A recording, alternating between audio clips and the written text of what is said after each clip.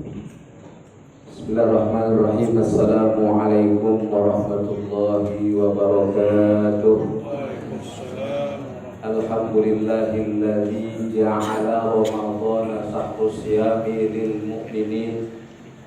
Wassalatu wassalamu ala sayyidina wa habibina wa syafi'ina wa maulana Muhammadin wa ala alihi wa sahbihi ajma'in, amma ba'du.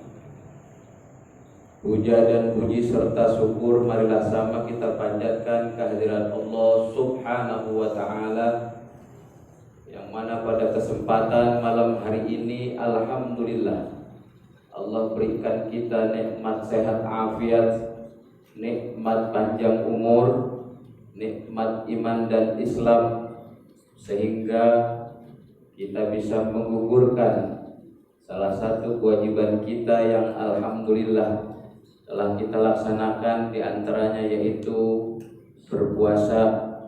Dan alhamdulillah dilanjutkan tadi dengan kita berbuka puasa, sholat maghrib, sampai tadi kita melaksanakan sholat isya berjamaah dengan penuh harapan kita kepada Allah Subhanahu wa ta'ala. Segala amaliyah ibadah yang kita laksanakan pada hari ini diterima oleh Allah Subhanahu wa ta'ala. Amin ya rabbal alamin. Salawat salam terlimpah curah kepada junjungan kita Nabi Muhammad sallallahu alaihi wa alihi wa sahbihi wasallam, beserta seluruh keluarga, sahabat, para tabi'in, para tabi'in tabi'in, dan insyaallah kita selaku umatnya yang senantiasa istiqomah jalankan sunnah-sunnahnya, fa insyaallah kita akan mendapatkan syafaatnya di dunia dan di akhirat. Amin ya rabbal alamin. Hadirin jamaah rahimakumullah, pernahkah kita berpikir pada saat kita mendengarkan suara azan, pada saat kita mendengarkan suara iqamah, dan pada saat kita memperoleh nikmat rasa dalam lisan kita, begitu kita berbuka puasa, ada rasa yang Allah berikan dalam diri kita. Oh, ini rasa manis. Oh, ini yang dirasa rasa yang asam. Oh, ini yang pahit. Oh, ini kenikmatan kita pada saat kita berbuka di bulan suci Ramadan. Alhamdulillah, di hari puasa yang keempat ya, malam kelima nih kalau nggak salah, malam kelima puasanya kita sudah jalankan 4 hari di bulan Ramadan. Ini nikmat yang begitu besar dari Allah Subhanahu wa ta'ala. Sampai kata Nabi Muhammad sallallahu alaihi wasallam, man fariha bidukhuli Ramadan, girang barang siapa yang bergembira dengan masuk datangnya bulan suci Ramadan, haramallahu jasadahu 'alan nar. Diharamkan oleh Allah Subhanahu wa ta'ala jasadnya tersentuh daripada api neraka. Bergembira dengan datangnya bulan suci Ramadan dilanjutkan oleh para ulama-ulama kita, imanan wa ihtisaban. Dengan keimanan, gembira kita semakin meningkatkan keimanan kita kepada Allah Subhanahu wa ta'ala. Dengan meningkatkan ketakwaan kita kepada Allah Subhanahu wa ta'ala. Boleh jadi puasa tahun ini, Ramadan tahun ini adalah Ramadan yang terakhir buat kita. Kemarin kita berharap kepada Allah, tahun yang lalu kita minta sama Allah untuk dipertemukan bulan Ramadan, untuk kita berbenah, untuk kita berbuat yang sebaik-baiknya menurut pandangan Allah Subhanahu wa ta'ala, menurut pandangan agama Islam. Kita sampai usia kita sampai saat ini diberikan kesempatan oleh Allah untuk kita ini berada di bulan Ramadan. Ini adalah keberuntungan yang besar. Ikhwan rahimakumullah, kata Sayyidina Ali karamallahu wajhah, orang yang paling beruntung itu adalah orang yang usianya dia ketemu sampai bulan Ramadan, ketemu tuh usianya sampai bulan Ramadan, itu orang yang umurnya panjang. Bahkan Al-Habib Abdullah bin Ali Muhammad Al-Haddad, beliau bilang dalam kitabnya Adab Sulukil Murid, kita ini dikasih kesempatan sama Allah. Dari rumah jalan menuju masjid ini dikasih kemudahan, ada dorongan yang kuat kita. Coba lihat saudara kita kan, tetangga-tetangga kita malam ini, mereka enggak ada kesempatan untuk melangkahkan kaki ke masjid ini, tapi kita digerakkan oleh Allah.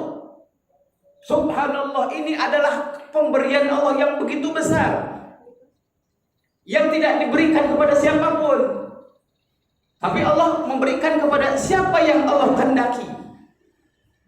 Ini beruntung kita kepada Allah Subhanahu wa taala, bersyukur kita kepada Allah Subhanahu wa taala. Atas apa? Atas berkah, nikmat, sehat, rasa yang Allah berikan tadi. Oh ya, kita pengen berpuasa dengan rasa keimanan yang kuat, dengan ketakwaan yang kuat, sehingga apa? Ada dalam diri kita untuk tidak melakukan apa yang dilarang oleh Allah Subhanahu wa taala. Untuk apa yang tidak menurut pandangan agama itu tidak baik, kita larang, kita rem diri kita untuk melakukan itu. Ada guru-guru kita yang mengajarkan puasa kita dengan ilmu pengetahuan. Kullu man bi ghairi ilmin a'maluhu mardudatun la tuqbalu. Setiap ibadah itu dasarnya ilmu. Kita harus tahu ilmunya.